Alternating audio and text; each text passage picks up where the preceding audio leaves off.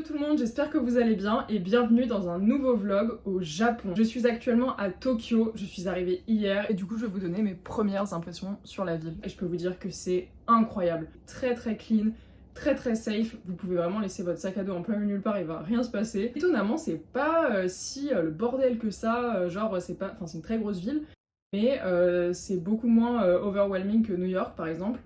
Un autre truc qui m'a choqué sur le Japon, c'est que ce n'est pas cher. Alors moi j'avais une image, je pense que vous aussi, hein. J'avais une image du Japon, genre littéralement depuis que je suis petite, de trucs hyper chers. Alors oui, en fait le truc qui est cher, c'est genre le vol si on fait Paris-Tokyo, mais moi vu que j'étais à Bangkok avant, bah en fait ça m'a coûté pas cher depuis Bangkok. Surtout le yen est très bas en ce moment, ce qui fait qu'on a plus de pouvoir d'achat. Et donc ce qui fait qu'en fait on peut concrètement manger au restaurant pour entre 3 et 9 euros quoi. Toujours moins de 10 euros. Très facile de trouver des bons restaurants. Et en fait quand on fait du shopping, et bah on est aussi avantagé quand on donne notre passeport parce que du coup ils nous enlèvent 10% de taxes. Très sympa. Et donc du coup j'ai fait du shopping et j'ai acheté donc une paire de New Balance à 69 euros, ce qui est vraiment pas mal du tout. Je vais vous les montrer tout de suite. Vraiment elles sont à 130 euros, donc quasiment 2 fois moins cher, vous voyez c'est incroyable. Les New Balance c'est les chaussures les plus confortables que j'ai pour marcher. Genre vraiment je vous jure, mes New Balance, j'en ai une paire, enfin ça c'est ma deuxième paire, j'en ai déjà une paire. Il n'y a pas de point sur le pied où vous avez mal, je sais pas comment vous dire, genre il n'y a pas de point de contact qui est douloureux.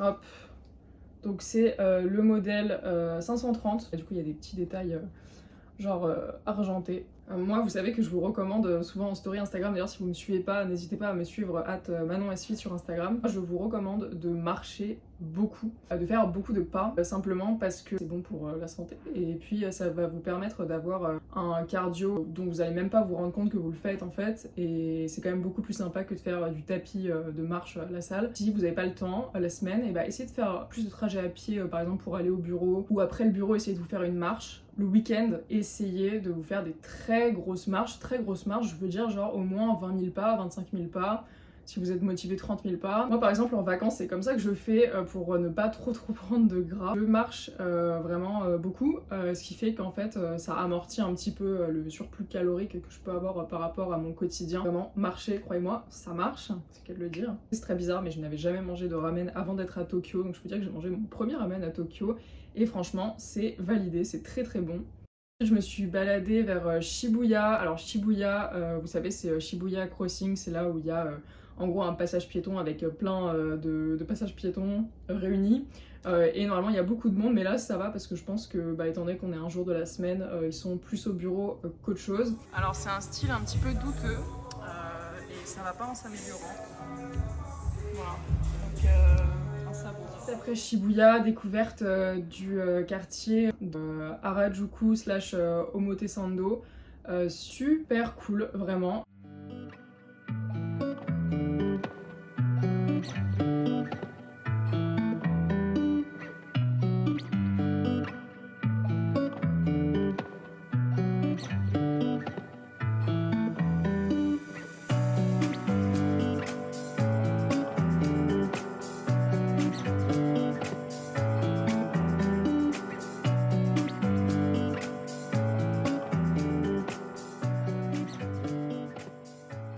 On est à Kois Expresso qui est une adresse de TikTok et sincèrement je suis un peu choquée parce qu'ils n'avaient pas dit que c'était cher, et pour un tout petit expresso c'est 4 euros, donc bon à Paris on est habitué des prix comme ça, mais pour le Japon c'est quand même assez cher, donc je vous préviens si vous allez ici, checkez quand même les prix si vous allez dans les adresses de TikTok parce que là par exemple comparativement à mon plat de ce midi qui m'a coûté 3 euros, genre un vrai plat qui cale versus un mini expresso, faut faire un choix. Mais bon, on va voir si c'est bon. J'ai pris un expresso crème brûlée. Voilà, donc expresso crème brûlée. Ok, bon, c'est incroyable. Très clairement, la crème brûlée est très bonne. Je valide. D'ailleurs, anecdote, il faut savoir qu'ici, le monde du travail, c'est quand même assez cruel. La corporate culture est assez violente. Ils sont très loin des 35 heures, je pense. En gros, il y a une grosse culture du présentéisme. Donc, ils doivent être au bureau et ne pas partir avant que leur chef parte.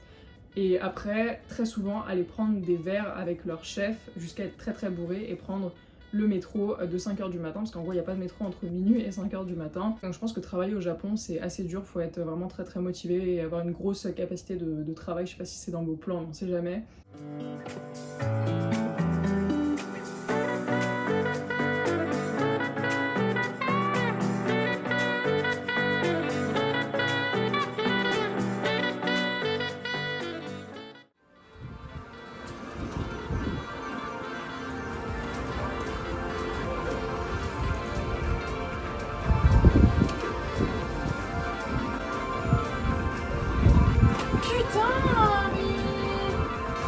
fait tomber. Ils l'ont agité, moi je l'avais attrapé.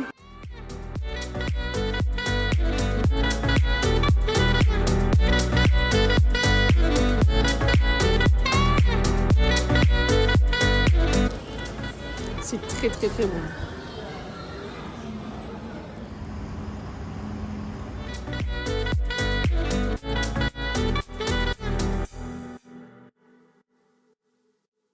Je vais vous montrer aussi des petits plans demain où je vais sûrement encore faire un peu de shopping, sachant qu'il y a un Brandy Melville ici. J'ai une grande passion pour Brandy Melville, donc je vais voir ce qu'ils ont. Vous en êtes avec moi demain pour des nouvelles aventures. J'espère que vous aurez aimé ce premier jour à Tokyo et à demain.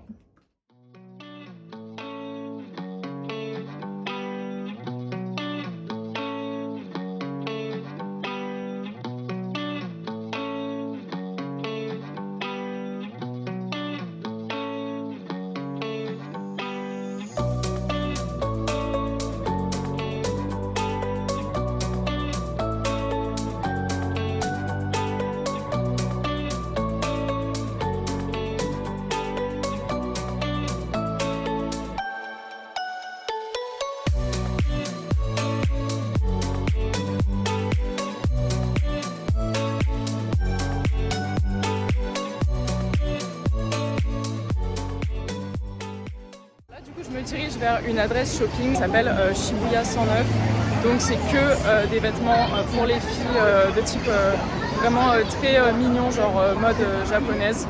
Je vous emmène avec moi et on va voir tout ça.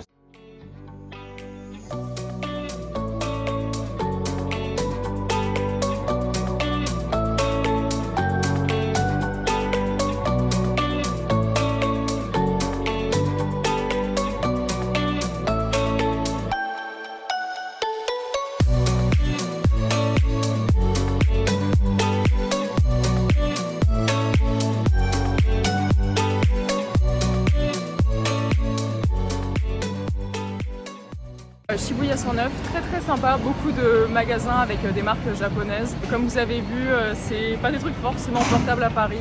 Du coup j'ai rien acheté, mais c'était quand même très mignon, donc si c'est votre style vous allez adorer. Il y avait pas mal de magasins d'accessoires pas très chers, genre il y avait des trucs entre 2 et 5 euros au niveau des accessoires. Au niveau des habits, c'était plus genre je dirais entre 20 euros et 50 euros. Voilà, super adresse, Shibuya 109, je vous recommande si vous venez à Tokyo.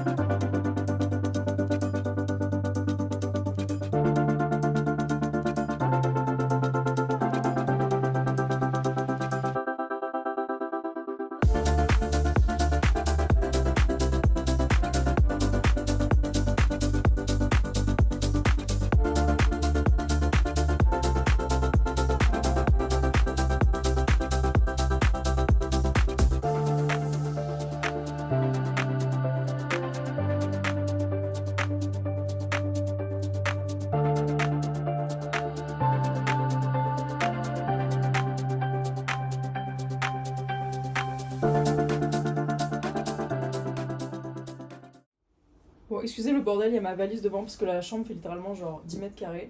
Mais j'ai acheté des petites chaussures à talons, donc à Takeshita Street à seulement 28 euros. Elles sont hyper confortables et pour des talons franchement c'est rare, donc voilà. Voilà, comme vous l'avez vu, le shopping c'était très sympa à Shibuya 109 et Takeshita Street. Je vous recommande vraiment si un jour vous venez à Tokyo. En revanche, je vous annonce que le Brandy Melville était fermé. C'est tragique pour moi, mais exceptionnellement. Pile le jour où je suis venue, ils l'ont fermé. Et ils l'ont genre juste fermé pour réarranger le magasin, mais bon, pendant toute la journée, donc j'avais un petit peu le seum. Je suis toujours très gênée de me filmer dans la rue quand il y a des gens qui passent par moi. Ensuite, du coup, je suis allée à The Matcha Tokyo pour tester le matcha local. J'ai pas du tout aimé, voilà. Alors de base j'aime bien le matcha, ok, mais hier j'ai vu un TikTok qui disait qu'en gros de base le matcha est censé être amer c'est un truc de cérémonie, donc en gros ils boivent pas ça genre au quotidien, ils boivent ça genre dans des cérémonies et c'est censé être amer, les gens aiment pas forcément ça. Donc je pense notamment aux youtubeuses qui ont lancé leur marque de matcha et qui disent genre que le bon matcha est pas censé être amer, etc. et qu'elles elles ont un bon matcha qui est pas amer, bah apparemment c'est censé l'être. Voilà, donc en fait c'est pas dans les habitudes de consommation des japonais apparemment. Voilà, mais bref, donc le matcha, moi je l'ai pas trop aimé sincèrement, c'était très fort, très fort. Et encore, j'ai pris la version la plus bébé qui existe avec littéralement genre 2 boules de glace à la noix de coco. La glace était incroyable, mais vraiment je pèse mes mots, c'est-à-dire qu'il y avait des petits bouts de coco grillés dedans, dans la glace. Et genre quand tu avais le matcha dessus, ça faisait une petite coque, c'était très bon. Mais le matcha en lui-même, horrible. Vraiment, j'ai vu des enfants qui en prenaient, qui n'arrivaient même pas à prendre une bouchée tellement c'était horrible. Voilà, désolée pour les amateurs de matcha amer, mais c'est ici que s'achève ce vlog à Tokyo. J'espère que vous avez aimé découvrir la ville avec moi et on se retrouve bientôt pour de prochaines aventures au Japon. Bisous!